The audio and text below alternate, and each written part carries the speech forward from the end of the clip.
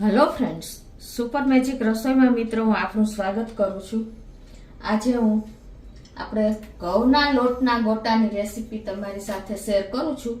તો તમને ચોક્કસ આ વિડીયો ગમશે મિત્રો. ગમે તો લાઈક કરજો, શેર કરજો અને સબસ્ક્રાઇબ કરવાનું તો ભૂલતા જ નહીં. અને મિત્રો બાજુમાં રહેલું બેલ આઇકનને પણ પ્રેસ કરજો, જેથી કરીને લેટેસ્ટ વિડીયોની માહિતી તમને મળતી રહે. તો મિત્રો મેથીના ગોટા એટલે કે ભજીયાને ટક્કર મારે ને એવા આપણે આ ઘઉંના લોટના ભજીયા બનશે. તો તમે એન્ડ સુધી જોડાયેલા જ રહેજો. અને એના ઇન્ગ્રેડિયન્ટમાં આપણે ઘઉંનો લોટ લીધો છે, રવો લીધો છે, ધાણાભાજી, કાંદા, 2 બટેટા મીડિયમ સાઈઝના, ગરમ મસાલો, લીંબુ, આદુ મરચાની પેસ્ટ, તમે લસણ ખાતા હો તો લસણ પણ નાખી શકો, મીઠું, તેલ અને બેકિંગ સોડા. તો બનાવવાનું ચાલુ કરીએ. તો હવે ભજીયા બનાવવા માટે પહેલા તો જે આપણા બટેટા લીધા છે ને, મેં છાલ ઉતારીને ધોઈને અને એકદમ ક્લીન કરી લીધા છે. તો એને આપણે આ રીતે નાની જે ખમણી હોય છે ને એનાથી ગ્રેટ કરી લેશું. એટલે એકદમ સરસ જો આવું આપણું ખમણ તૈયાર થશે. તો આ રીતે જો આપણે એને ગ્રેટ કરી લીધા છે અને આવું એકદમ સરસ ઝીણું ખમણ તૈયાર થયું છે. તો એને આપણે હવે જે બોલમાં મિક્સ કરવું છે ને એમાં જ લઈ લેશું. બેટર બનાવવાનું હોય ને એમાં નાખીને અને આપણે એને તૈયાર કરશું. હવે આ આપણે ખમણમાં 1 કપ ઘઉંનો લોટ લેશું. પરફેક્ટ મેજરમેન્ટ સાથે જ હું તમને શેર કરું છું. અને 2 ચમચી જેવો આપણે ઝીણો રવો જે આવે છે ને, ઝીણો કે જાડો કોઈ પણ તમે લઈ શકો છો.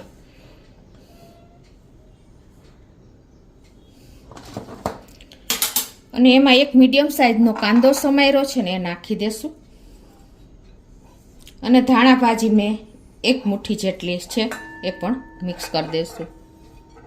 એમાં આપણે 1 ચમચી જેવા ચીલી ફ્લેક્સ નાખી દઈશું. એનાથી તીખાશ તો આવશે જ, પણ લુક પણ સરસ આવશે. અને મેં 2 મરચાં ને 1 ઇંચ આદુના ટુકડાની મેં ક્રન્ચી એવી પેસ્ટ કરી લીધી છે ને એને પણ આમાં જ નાખી દઈશું. ટેસ્ટ એકોર્ડિંગ આપણે 1/4 ટીસ્પૂન જેવું મીઠું નાખી દઈશું. અને હવે આપણે આને મિક્સ કરી લેશું પહેલાં તો. અને આનું અત્યારે આપણે થીક બેટર તૈયાર કરશું. બહુ એકદમ લમ્પી જેવું થોડું થોડું પાણી એડ કરતા જશું. જે આ મેં ચટણી પેસ્ટ બનાવી હતી ને એ જ જારમાં પાણી નાખીને હું અત્યારે તૈયાર કરું છું.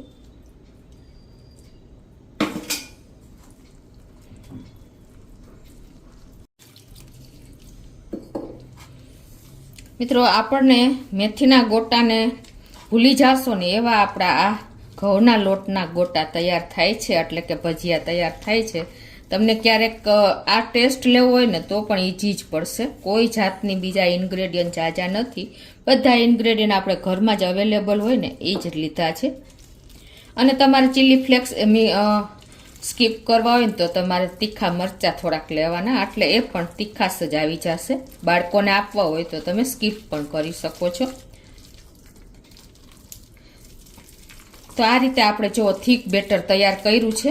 અને હવે આને આપણે ઢાંકી અને 5 થી 10 મિનિટ આપણે આને રેસ્ટ આપવાનો છે. એટલે શું થશે કે આપણે જે સૂજી નાખ્યો છે ને એ એકદમ પોહી જશે, એટલે કે એકદમ મિક્સ થઈ જશે. તો જો 10 મિનિટ જેવું થયું છે અને આપણું બેટર પણ રવો પોહીને અને એકદમ સરસ જેવો તૈયાર થઈ ગયો છે. હવે છે ને આપણે આમાં પિંચ જેટલો સોડા નાખશું.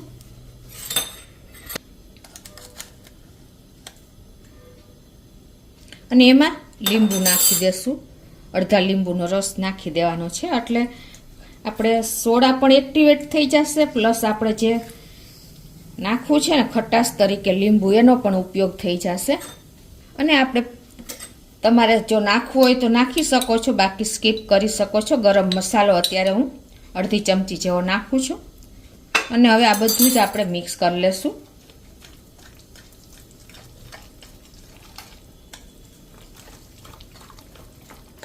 એકદમ આ ટેસ્ટી અને આપણા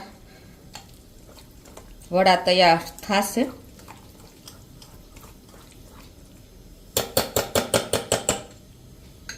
અને આ બાજુ આપણે ગેસ ઓન કરી અને મીડિયમ ફ્લેમ ઉપર અત્યારે તેલ પણ ગરમ થવા મૂકી દીધું છે.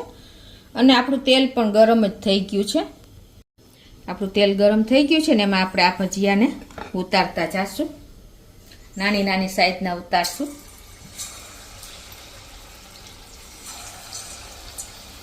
ગેસની ફ્લેમ અત્યારે આપણે મીડિયમ રાખી છે.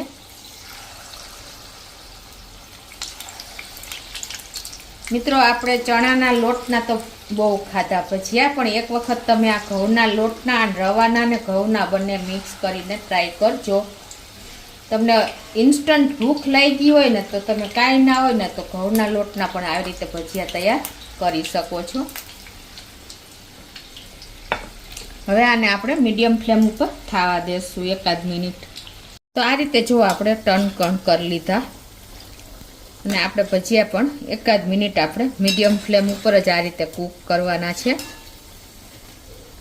આપણે રવો નાખ્યો છે ને એટલે એકદમ ક્રન્ચી આપણા આ ગોટા તૈયાર થશે. તો આપણે એકદમ સરસ રેડી થઈ ગયા છે. જુઓ મિત્રો, મંચુરિયન, ગોટા, મેથીના કે તમને બધું ભૂલી જાવ ને એવા ટેસ્ટી આપણા આ ઘઉંના ગોટા તૈયાર થાય છે. તો આ રીતે આપણે બધા જ ગોટાને તૈયાર કરી લેશું. તો આ રીતે જો આપણે ઘઉંના ગોટા બધા જ તૈયાર કરી લીધા છે. અને એકદમ જો આપણે ખોલીને તમને બતાવી દઉં, એકદમ સરસ આપણા ગોટા વરાળું નીકળતા તૈયાર છે.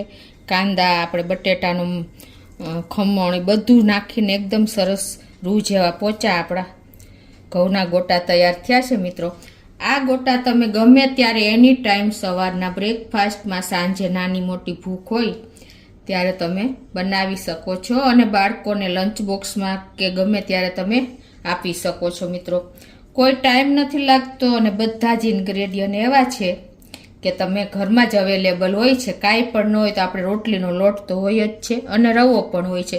અને રવાના હિસાબે એકદમ ક્રિસ્પી પણ બન્યા છે. તમને બતાવી પણ દઉં, એકદમ ક્રિસ્પી બન્યા છે.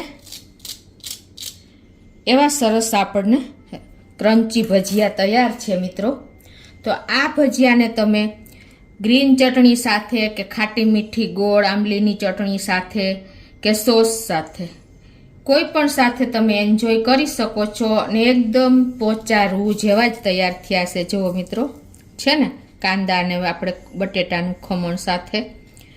તો ચોક્કસ મિત્રો તમને આ વિડીયો ઉપયોગી જ થશે. તમને ગમે તો લાઈક કરજો અને મને કોમેન્ટ બોક્સમાં જણાવજો કે તમને આ ઘઉંના ગોટાની રેસીપી કેવી લાગી. મિત્રો, નવા મિત્રો હવે સબસ્ક્રાઈબ કરવાનું તો ભૂલતા જ નહીં અને લાઈક કરવાનું પણ ભૂલતા નહીં. મિત્રો, તો તમને ચોક્કસ આ વિડીયો ગમશે. મિત્રો,